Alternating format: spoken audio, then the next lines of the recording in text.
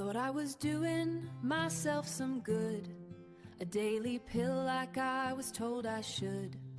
Then the numbness crept into my feet, couldn't keep my balance on the street. Is it MS? My symptoms are the same. The doctor said you have B6 toxicity, and your vitamins are to blame. In Australia, products containing 10 milligrams or more of vitamin B6 are required to carry a nerve damage warning. This podcast is for awareness only and does not replace medical advice. Please consult your GP or healthcare professional for personalized care. Vitamin B6 is not checked in standard blood tests. Hello, everyone. Welcome to B6 Toxicity and Me Diagnosis Stories podcast. Today, I'm going to talk about my story. I'm Melissa Page, remedial massage therapist of 26 years and also the author of B6 Toxicity and Me, available on Amazon.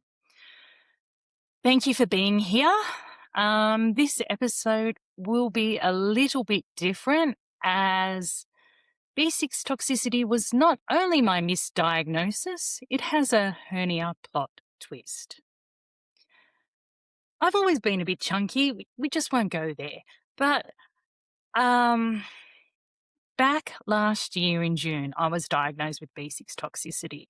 And that prompted me to write B6 Toxicity in Me because before that, I had not heard of B6 toxicity.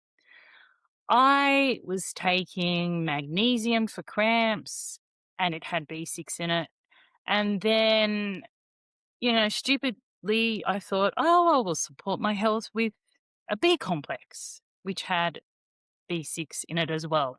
So I was taking probably in excess of 100 milligrams of B6 a day.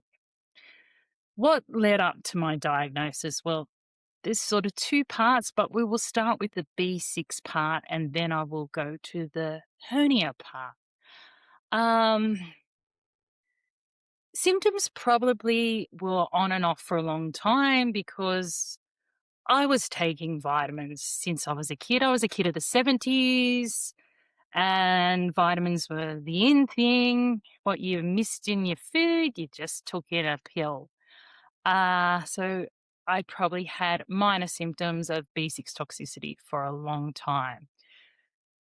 The big ones started probably 3 years ago. I started getting like a buzzing feeling throughout and I just kept going on.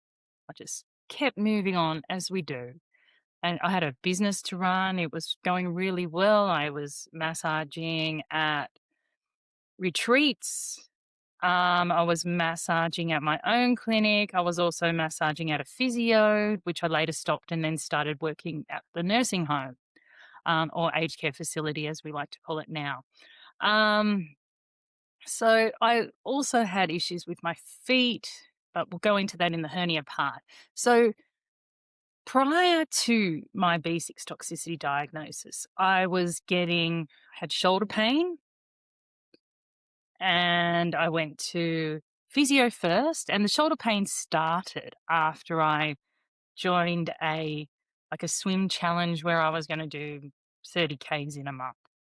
So all my health related things haven't been sort of come about from me doing stupid things. Well, probably some of them have, but they've come from me trying to improve my health.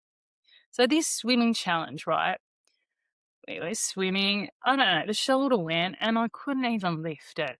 So I've gone to the physio. They've thrown around a few diagnoses like T4 syndrome, which is another thing I never heard of. Anyway, the shoulder didn't get better. And for 2 years, I was working with it. Then I went to the sports doctor. He took an MRI. There was some degeneration and he put a cortisone in and oh my God, I touch wood, table, head, whatever. I have not had an issue with the shoulder since. But as soon as he did that injection there, within 3 months, my elbow went. So I'm thinking, taking the pressure off here, it's got to go somewhere. So the elbow went.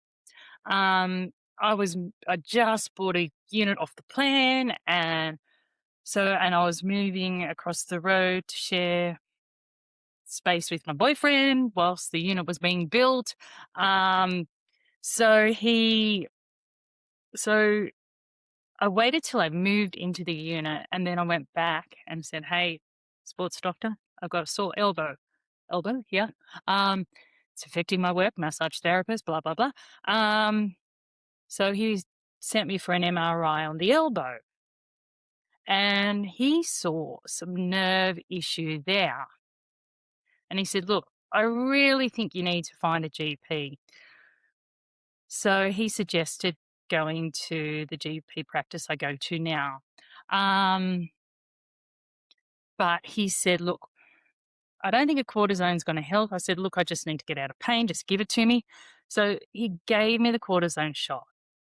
He thought I might need some hormone replacement therapy. He kind of wasn't sure. He knew there was some sort of a nerve issue, but he didn't know what. And he also prescribed Cymbalta for the nerves. I didn't really want to take that, and which I didn't for a long time, which we'll get into that part of the story later. So he's given me the cortisone injection in the elbow, which was amazing. The pain went, but within 3 days, I had pins and needles and tingling down the arm. So when I've gone back to see him, that's when I say, "Oh, look, the pain went, but this pins and needles tingling came, and, I'm a little bit scared about this." So I went to the GP. I've got the script for Cymbalta, which I didn't take because I wanted to find out what the problem was before I put a drug on it. She said, "Look, we're going to have to do a CT on your neck and possibly an MRI and send you to a neurosurgeon." I was like, "I just came here for hormones." Anyway, so CT on the neck. She said, "Book into a neurosurgeon." And then she said, "We'll do an MRI." So I've tried to book into a neurosurgeon. This was about October 2024. And I couldn't get into the May or March of 2025. I was like, "Gosh, that's a long time to wait." So I've accidentally booked into a neurologist. So I've got the referral for the neurologist, went there, and she said, "Look, I'll give you," she took a little bit of a history, and she said, "Here's a MRI for your head. We'll just check that out. Don't think it'll be any problem." So I've left there. I've spoken to work colleagues, work with chiropractor. Said, "What do you think?" She wants to do nerve testing as well. "What do you think of that?" Says, "Oh, it's probably not going to show up much." So I sort of delayed that. But I did want to get the MRI of the head because in all of this, that's my dog in the background, by the way, and he's gone blind because of his diabetes. Anyway, that's another story. But so we get back to the neurologist. So the nerve testing wouldn't really tell much, but I wanted to get the scan on the head because I really felt like I had MS because all my symptoms were similar to MS. And I was listening to MS podcasts and I'm thinking, "Oh, I relate to that. I relate to that. I relate to that." And moving forward, that's why I started this podcast to help other people find answers. So the scan for the MRI scan on the head showed mild chronic microvascular ischemic change. And I dive deep into everything. So I was looking at the scans and I'm seeing these things, and I was looking at the MS scans, what you would expect to see in that. And then I got a second opinion on the scan just to make sure, because I knew something was wrong. And I had worked out there was something that was demyelinating my nerves, because this is what it felt like. And being a massage therapist, you do the deep dive and you try and connect the dots. So left that. Fast forward a little bit. I tried the hormones. I found a little bit helpful, but nothing remarkable. The progesterone did help me with my sleep, but yeah. Anyway, so I'm still finding it really hard to walk. I can't, like, every time I'd walk, I'd be like, I feel like I'm dragging a ton of bricks and I'm feeling a bit woozy and everything. So I felt off. I felt horrible. So I was really hoping I would get all the answers with the neurosurgeon, because the neurologist really left me with more questions than answers. So, but the day before going to the neurosurgeon, I've called my daughter and said, I just feel really, really horrible.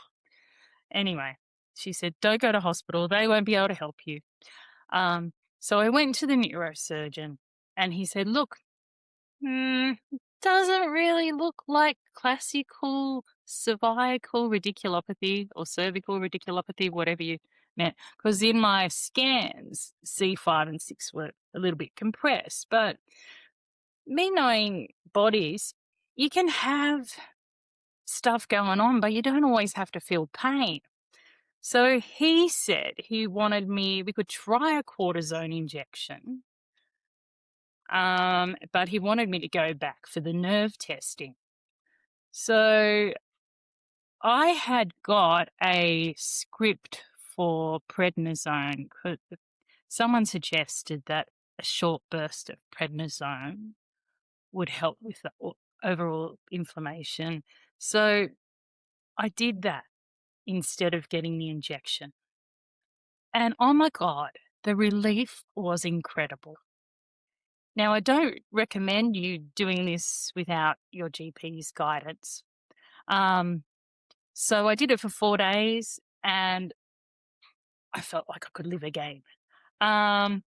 Yes, I went for the nerve testing and my arm was still bad, but the neck pain had gone.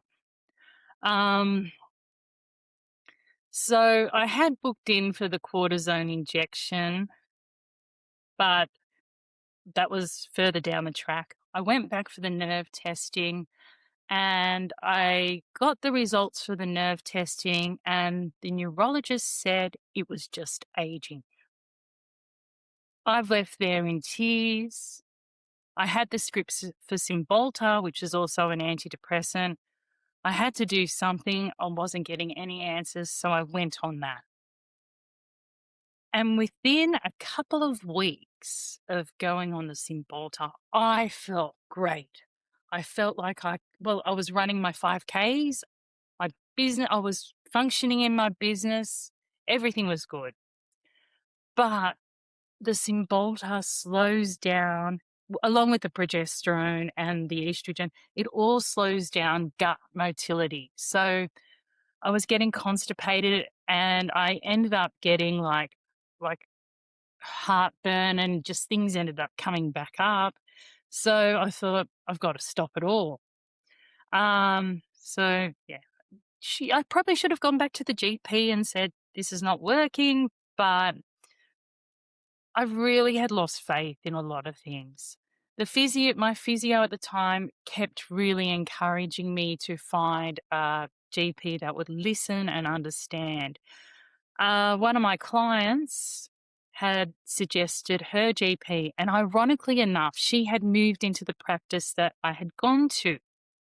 So I booked in to see her, and she has said, look, looking at your results here, back in February, you've had a test, and she's checked for B6 and it was elevated. I reckon you've got B6 toxicity. So let's do your B6 check now and come back. So a few days later, she sent the message, come back in 3 to 7 days to get test results. And my results were too high for the machine to read. So I couldn't believe that my vitamins were causing this much damage. I was shocked. So then I've deep dived into every single bit of research on B6 toxicity and thought, why couldn't I find this when I was looking for answers? So that's why I wrote the book, and it's available on Amazon, and I will do the Audible book soon, hopefully before my hernia surgery, but we'll get into that later. So I started, like, at first giving it up, all the B6. You feel you've still got the nerve pain, tingling down the arm, sleep's really hard. But within about 6 weeks, I started to feel better. We also had a holiday planned, um, but I wanted to write a book. I said if I got through this mess, I would write a book. And I thought B6 was the answer to everything. Well, and so I wrote the book, and I learnt so much about B6 toxicity and why we've missed it for so long. Then I started my YouTube channel, Facebook page, and started getting emails from people around the world about their experience with B6 toxicity. And I started to feel a lot better. Started back exercising, running. My pain in the arm was gone. It was great. But just before had planned a holiday, and just before the holiday, my back decides to go because I ramped up my work trying to save a little bit of money before the holiday, and my back went. I've gone, holy moly, I can't get out of bed. I knew I needed to get a cortisone injection in the back. So I went to the GP, got a referral for the cortisone, but it was really bad. So I went to the emergency at Sutherland on one of the Sundays, and I was chatting to this girl because you're there for a long time. And I was explaining about my B6 toxicity diagnosis, and I had a book there, author, want to promote your book. And she was reading it. She says, oh my God, I think I've got this too. So she read the book. She went and got her blood tested after she left the hospital that day. And yeah, it was high. So anyway, back to my story. We went on a holiday, and we went, and everywhere I went to pharmacies just to check the regulations all around the world. I took pictures of so many vitamins, talked to everyone. And one of the big places that I really found interesting was Naples. I went in there and said, I've written a book about B6 toxicity. And she goes, and I looked at all the things on the shelf. They were within regulations, which is less than 12 milligrams. But she said, look, we give our neuropathy patients this conglomerate of B6, B12, and another B vitamin. I've got a video on it, so have a look for that. And it had like huge doses of B6, over 150 milligrams, and they give that to people with nerve pain. Admittedly, B6 deficiency and toxicity have similar symptoms. So the only way you know the difference is by getting a blood test. So I was really shocked by that. And so that's why I tell a story about it in a different video. So we continued going on our trip, had the best time, got back, working away. Come Christmas time, I finally got up to my 5K. So this is Christmas 2025, running my 5Ks. And I'm always chunky, right? But I was so stoked getting into it, feeling my core strengthening, right? And then I thought, you know what? I'm going to join a weight loss trial because I need to lose a bit of weight too. And anything I've done is because I thought it would help me. But before the weight loss trial, I was feeling this little, like in my right lower quadrant, which I've always had an issue with for 30 years and had my ovary scanned multiple times. I was feeling this little, like, just something's not right there. But I'm thinking, oh, it's just the B6 toxicity. I just keep pushing forward. So I joined this drug trial, joined the gym, doing everything I can to improve my fitness and my health. Okay. Weight loss drug trials are, well, this one caused constipation, and that increased my abdominal pressure. My running started to slow, started to feel this weight in my pelvis. Like, this is how stupid I am. I'm thinking, this weight in my pelvis, oh, maybe it's just I need to get rid of the hair, you know, get rid of the jungle. But anyway, no. So it wasn't that. But I kept running. The times kept slowing down, and I thought they would improve. And what I noticed, though, usually after my run, I'd run straight to the bathroom. But that stopped. So, and with the weight loss trial, they do so many blood tests, heaps of blood tests. You go in every couple of weeks for a blood test and urine tests, everything. So they always noticed these white blood cells in my urine, and they kept calling me, and I'm like, oh, yeah, whatever. But I started to notice more symptoms down there. So after I went to the pharmacy to say, oh, can I check for BV or urine infection? And eventually I went to the GP, and she said, look, shouldn't go to the pharmacy, just come to me. We're going to do a CT of your lower abdomen. And she did the CT, and she said, oh, my dear God, you are very, very constipated girl, and you've got a hernia, an inguinal hernia, but it's only fat. I'm like, what? Anyway, so she said, go on the Movicol. So I've called up the trial and said, look, I need to go on the Movicol because I'm really, really constipated and I've got a hernia. So I was a bit shocked, but she said not to worry about it, and I trusted the GP, and so kept going on the drug, trying to run, all the rest of it. Then I started to feel this golf ball in the labia. Hernias in women, they sort of present as like, especially the indirect ones, like a golf ball in the labia. And still at this time, I'm like, oh, I can't be bothered looking at the anatomy. Yeah, no, not going to do it. So the next time I had to go for blood tests with the trial, I've got up in the morning and I can't lift my right leg. And I'm like, okay, time to look at the anatomy, but I've got to go and get my blood test. So I literally had to bend right down to put my undies on because I couldn't lift my leg. I've got to the trial, mentioned that. And also to back at the CT, when they were taking the CT, they wanted to do contrast. I was freaking out. I was really stressed.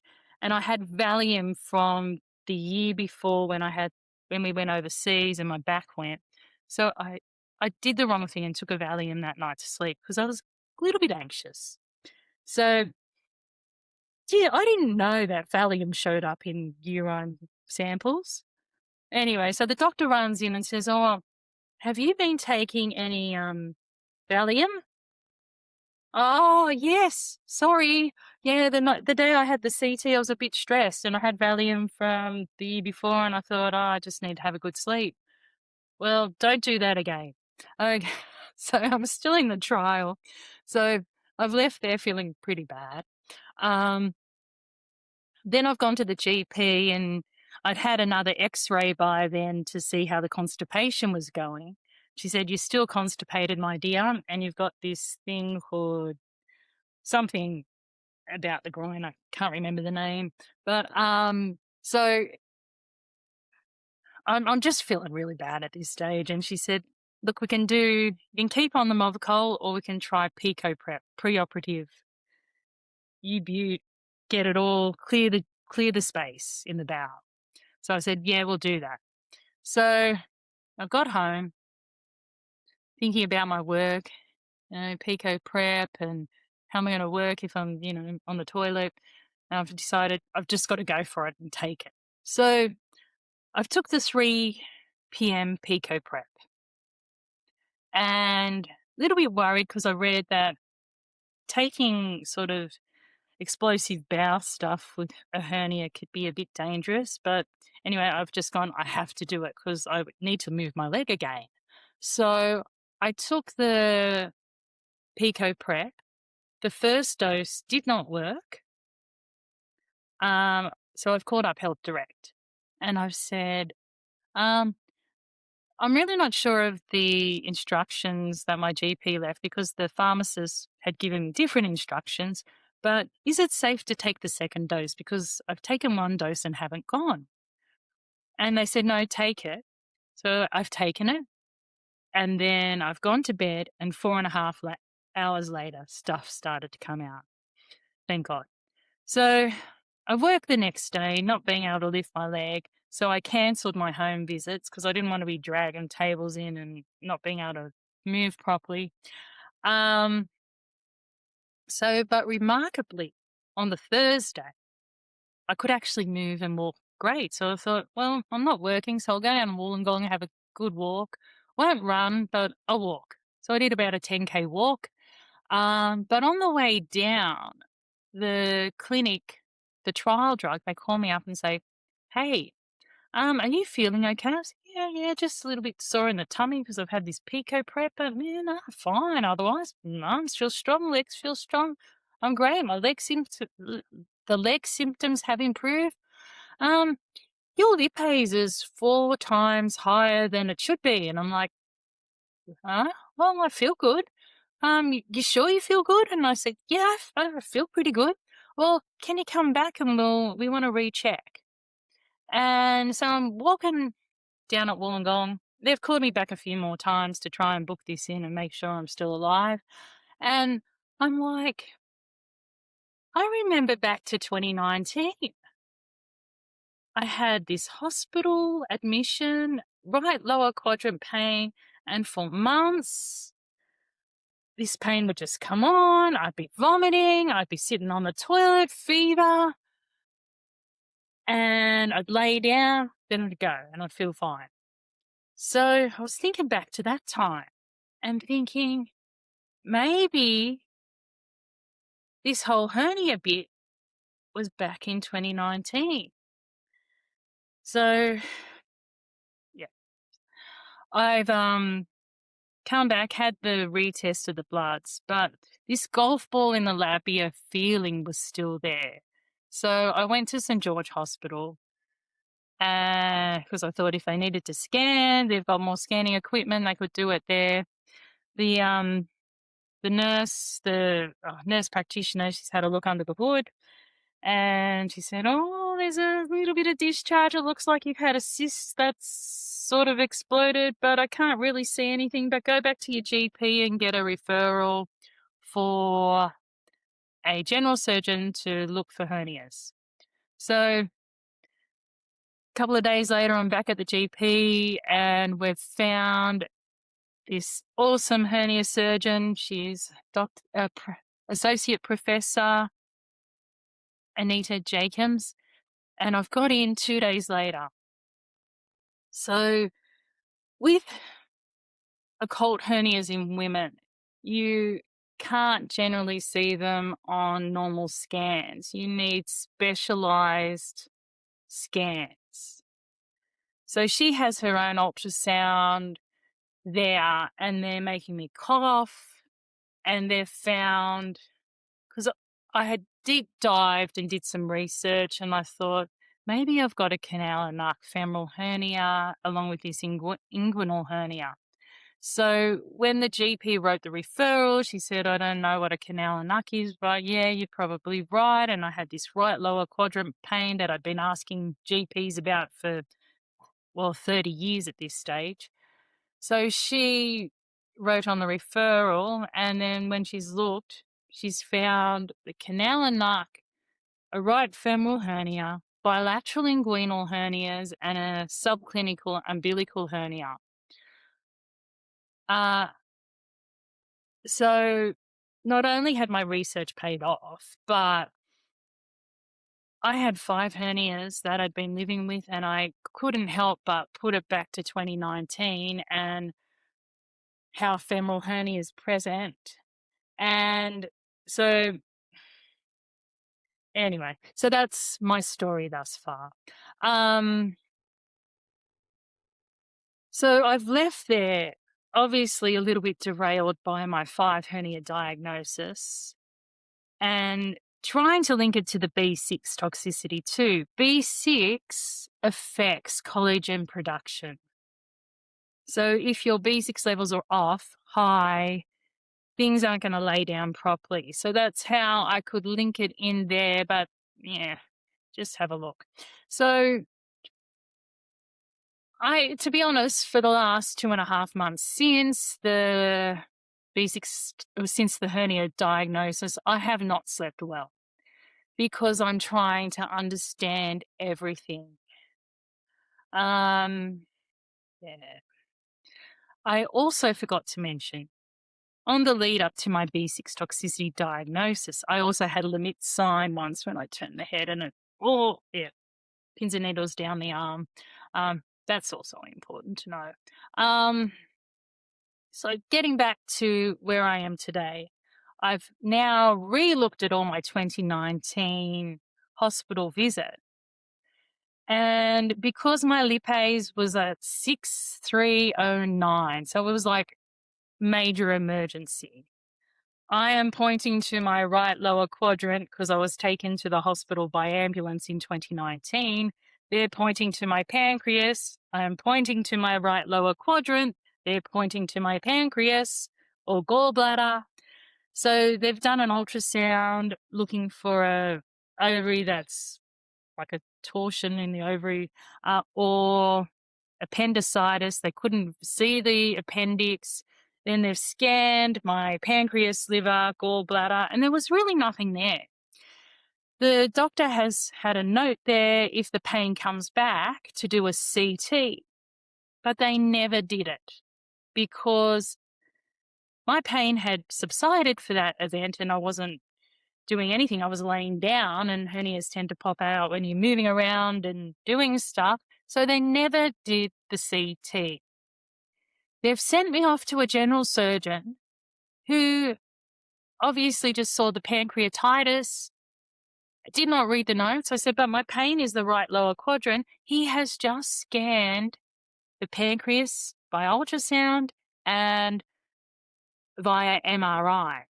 And one of the important lines, as in not lines as in rah-rah, in my report was the cause of the recurrent episodes of abdominal pain has not been demonstrated. And he talks about the fluid at the right lobe of the liver, which could have attributed to some fluid from the hernia. So I am now looking at all this, doing my research because I'm not doing research now.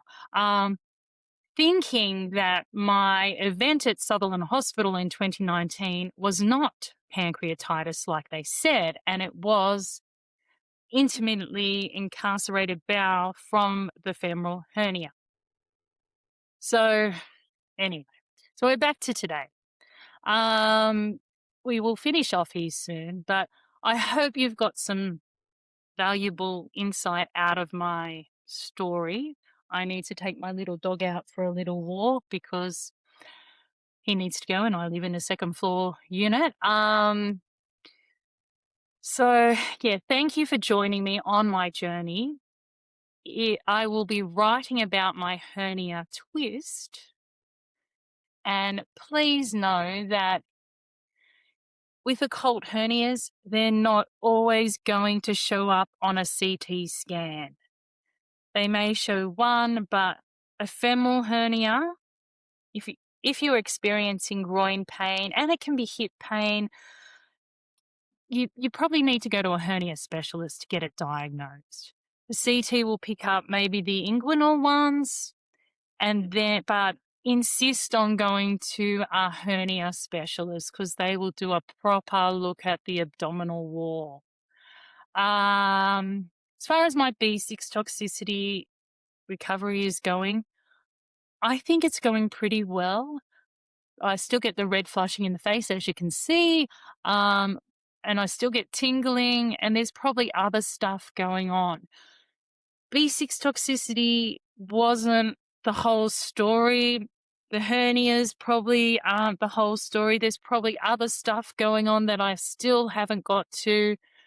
But my fix for the hernia happens when they call me, but probably within the next 6 weeks. So just remember, this is not medical advice. This is my story. You need to see your own medical practitioner and your physios and whatever to get your story sorted and supported, but advocate for yourself. Thank you for joining me today. And if you have any questions or if anyone wants to share their B6 toxicity diagnosis story, reach out and we can do your story here. Thank you again, and I will see you in the next episode. As this episode ends, here are a few important reminders. Vitamin B6 is essential, but both vitamin B6 deficiency and vitamin B6 toxicity can share similar symptoms. Blood testing, supplement history, and clinical assessment can help tell the difference. B6 toxicity affects the nervous system, so symptoms can vary widely from person to person. These may include tingling, numbness, balance problems, muscle weakness, electric shock sensations, twitching, blurred vision, bladder urgency, racing heart, gut issues, skin changes, sleep disturbance and mood changes. This is not an exhaustive list. In Australia, the TGA requires products containing 10 mg and above of vitamin B6 to carry a warning about peripheral neuropathy. The TGA has also advised healthcare professionals to review vitamin B6 intake, including supplements and fortified products, when investigating unexplained peripheral neuropathy symptoms. Health Direct Australia also recognises that peripheral neuropathy can be caused by excess vitamin B6. This podcast shares personal experiences and consumer awareness information only. It is not medical advice. If you are concerned about symptoms, supplements, medications, or your health, please speak with your doctor or qualified healthcare professional. If these conversations or my story have resonated with you, my book, B6 Toxicity and Me, is available worldwide on Amazon. Thank you for joining us today. Looking for support with vitamin B6 toxicity? You're not alone. There are Facebook support groups where people share their experiences, symptoms, recovery journeys, and what they've learned along the way. Scan the QR code to visit b6toxicitysupport.com, where you can find links and more information.